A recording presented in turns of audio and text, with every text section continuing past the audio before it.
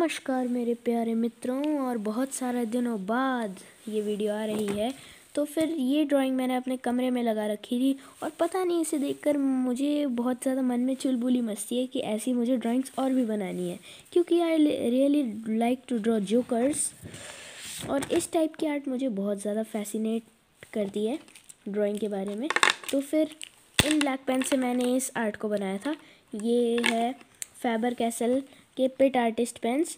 तो फिर ये अलग अलग साइज़ में आते हैं, जैसे ये एक्स्ट्रा स्मॉल है, ये इतना है, ये स्मॉल है, ये एफ है, ये एम है, ये बी है, ये सी है। तो फिर ऐसे ही कर कर इनकी अलग अलग विड्थ होती है। तो फिर इन पेन से मैंने ये बनाई थी ऐसी ड्राइंग। तो फिर ऐसी ही कोई ड्राइंग हम आज बनाने वाले हैं इस वीडियो में।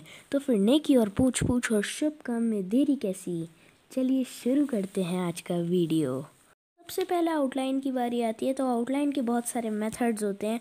अगर आप बहुत ही ज़्यादा प्रैक्टिस करते हैं ड्राइंग में, तो फिर आप फ्री हैंड करते हैं, तो फिर आपको थोड़ा आउटलाइन में इजी हो सकता है। लेकिन अगर आप बहुत दिन मतलब आपने अभी अभी स्टार्ट किया है, तो फिर आप ग्रिड मेथड का यूज़ कर सकते हैं, या फिर आप स्केल का यूज़ कर सकते हैं। क्योंकि स्केल को ऐसे रेफरेंस इमेज पर लगाना है, उसके बाद नाप कर देना है, बस आउटलाइन ख़त्म। आउटलाइन में बस ऑब्जर्वेशन का काम होता है। अगर आपकी ऑब्जर्वेशन अच्छी है तो फिर आउटलाइन हो जाएगी।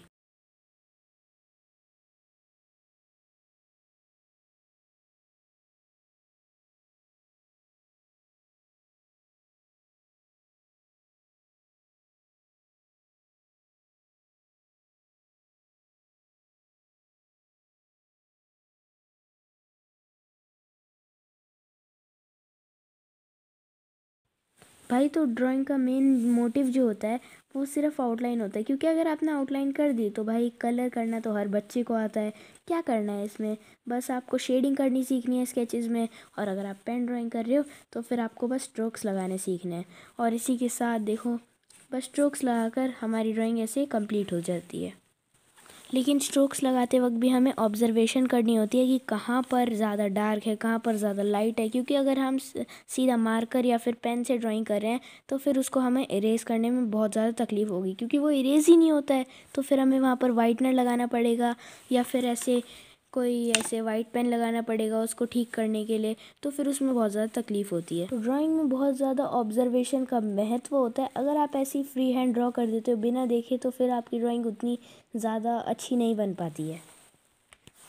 जो रियलिस्टिक स्केचेस होते हैं उनमें हमें ध्यान रखना पड़ता है कि जैसे इतना इतना नाक है और यहाँ तक आँख है, तो इतना ही बड़ा कान होगा। लेकिन ये कार्टून है, देखो यहाँ पर कान इतना सा है, यहाँ कान है। तो फिर आपको कार्टून इमेजेस में ज़्यादा कुछ नहीं करना। अगर कान इतना बड़ा है रियल इमेज में, क्योंकि इतना ही बड़ा इसका कान होगा रियल इमेज में, तो फिर हमने उसको यहाँ कर दिया तो कार्टून इमेज बन गई।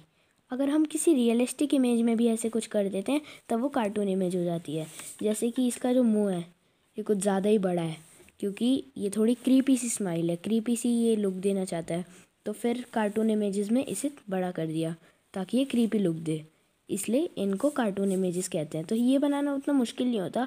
लेकिन अगर आप एक बिगिनर हो तो आपको कार्टून इमेजेस से कभी स्टार्ट नहीं करना चाहिए, क्योंकि कार्टून इमेजेस जो होती हैं वो उनसे आप अच्छे से सीख नहीं पाते हो। क्योंकि अगर आपने कार्टून इमेजेस पहले कर दी, फिर आप रियलिस्टिक स्केचेस सीखना चाहते हो, तो फिर आपको बहुत ज़्यादा प्रैक्टिस करनी पड़ेगी।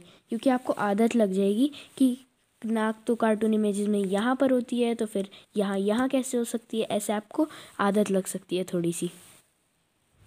जो ये वाइट बाल होते हैं इनको करने के लिए हमें ब्लैक बैकग्राउंड ज़्यादा ज़रूरी होता है, क्योंकि वाइट बैकग्राउंड पर तो वाइट बाल दिखेंगे नहीं। इसलिए मैंने जो भी किसी ओल्ड मैन की ड्राइंग बनाई है उसमें मैंने ब्लैक बैकग्राउंड किया ही है, ताकि उनकी जो वाइट बाल हैं वो अच्छे से दिख सकें, हाईलाइट हो सके। तो इन्हीं टिप्स के साथ जो मैंने आपको इस वीडियो में बताई, ऑल ओवर टाइम आप जो सीख चुके हैं उससे आप ऐसी एक और ड्राइंग बना सकते हैं। और अगर आपको ये वीडियो पसंद आई तो फिर आप इस वीडियो को लाइक कर सकते हैं और ऐसी और वीडियोस के लिए सब्सक्राइब कर सकते हैं। तब तक के लिए बाय बाय।